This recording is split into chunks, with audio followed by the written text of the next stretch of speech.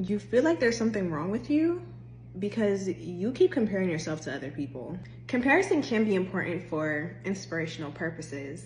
It can give you a sense of knowing that the things that you desire for your life can be attainable. When we spin comparison or inspiration into blatant emulation or imitation, that can become dangerous because it can create feelings of low self-esteem, insecurities, just feeling like you're not doing enough, robbing you of your joy. We may have role models or mentors in our lives that are in a space that we desire for ourselves. They look like they're living the dream, but at some point, you'll eventually find out why they say never meet your role model. If you're trying to attain a goal, it is smart to follow someone who has already achieved that goal. And it's understandable. You want to walk their walk. You want to talk their talk. You want to do the things that they're doing to ensure or guarantee that you get to the same space. That's normal. But I'm here to remind you that there is no specific formula or blueprint to achieve success. I understand, yes, you want to follow a tried and true path.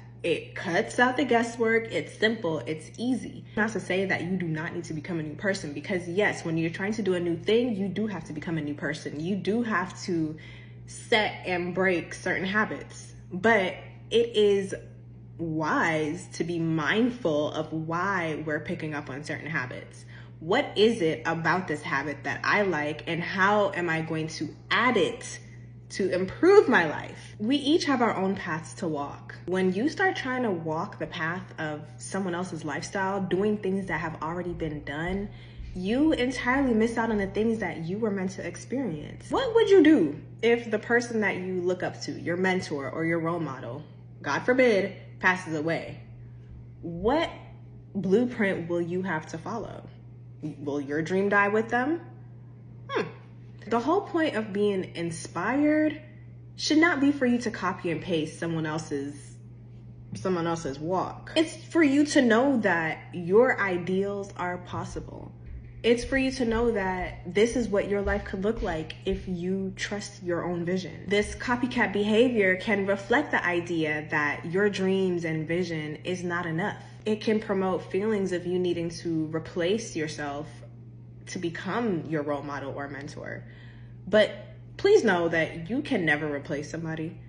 You may have the blueprint, you may have the step-by-step formula, but the difference between your path is your essence. And in Freaky Friday, remember when the daughter and the mom switched bodies and just didn't know what the heck to do with their day? These women lived in the same household. They ate breakfast together. The mom has known the child her entire life, but when it came time to switching roles, they didn't know what to do. And eventually other people began to notice that there's something off. You look like yourself, but I don't know who you are. You're a fake. You're a phony. You cannot replace yourself with someone else. And please do not try killing your spirit by trying to become someone who already exists, okay? Their position, their role in this life is already occupied. They're already taking up the space that they're meant to take up. It's now dependent on you to become the idealized or the actualized self that you know you should be. You see her or him in your mind every single day, and it is now time for you to become that person.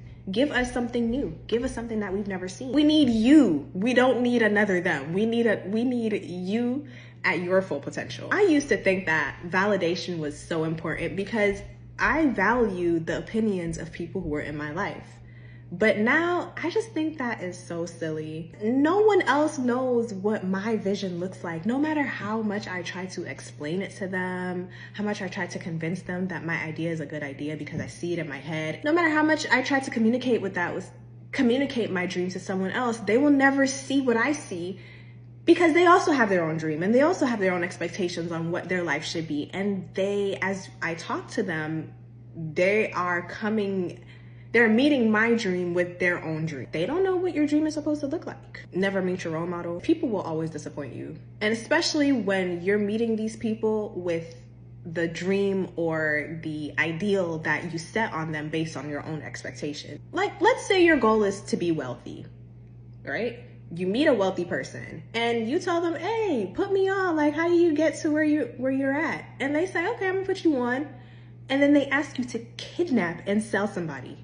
This is not extreme. This is something that happens in our day-to-day lives. Kidnapping and selling of humans just to get some money, because my goal is to make as much money as possible, and I'm gonna do whatever I can to get that money. And if I see this person who got they got a bank in their pocket, I want that for myself, so I'm gonna try it. My whole thing is, it could look like someone is living the dream that you have for yourself. However, as soon as you meet them, you become sick to your stomach because they're taking paths that you would have never dreamed of taking. That's just not something for you. Hey, we all have different values. If you want to go kidnap somebody, that's on you. Me? I'm gonna go find another way. I'm gonna learn about some investments or something. There's multiple ways to achieve a goal is what I'm trying to say. There's not just one set in stone path unless you're trying to follow Jesus, but that is a completely different topic. Now, comparison is a normal human behavior. In social psychology, there is a theory called the social comparison theory, and it basically says that humans compare themselves to other people to determine their own personal or social worth. And we compare ourselves in three ways. We compare ourselves upward by comparing ourselves to someone who is doing better than us, downward comparing ourselves to someone who is not doing as well as us based on societal values, and lateral. This would be our friends, family, people we see on every day. I think that humans go through that process though, like the process of comparison, to validate our own humanity. Abraham Maslow said that humans are motivated, let me read, humans can be motivated by their need of love and feelings of belonging, having a sense of connection to other humans. We look to other humans to make sure that we're doing the right thing as a human. So we are going to compare ourselves to the next person. We're going to look at them for validation and ensure that I'm a human too. Y'all doing that? I'm a human. I want to do that too. Like, don't leave me out the group.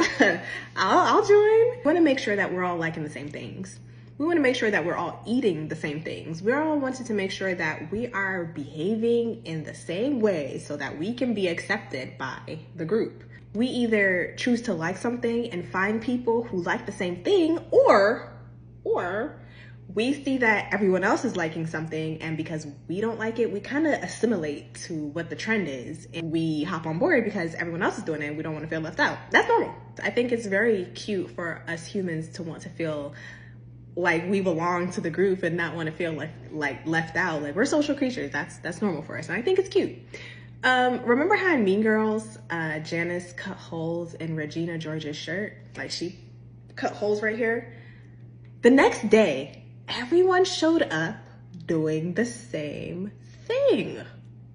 Why would they embarrass themselves like that? In the beginning of the movie, the students thought that Regina George was flawless. She is rich, she is well-connected, and she is beautiful, according to societal standards. She's confident, she's well-connected. So if this person who seems to be perfect is doing a certain thing, then I, as a human who is trying to be perfect as well, I'm gonna do that thing because they must be doing something right. They must know something. Regina George represents the top of Maslow's hierarchy of needs, and it is humans being motivated by the need to be all they can be. The students were also misguided. At the end of the movie, they threw Regina George under the bus, saying that they felt victimized by Regina George when, yes, she was kind of a bitch, but that was her. At the beginning of the movie, they were just saying how amazing she was. When they were copying her whole flow word for word, bar for bar, they felt victimized because Regina George's presence made them feel like they can never live up to Regina George.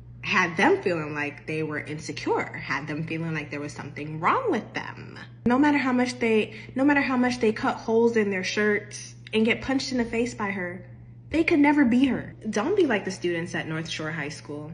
You can be all that you can be by trusting the vision that God has given to you.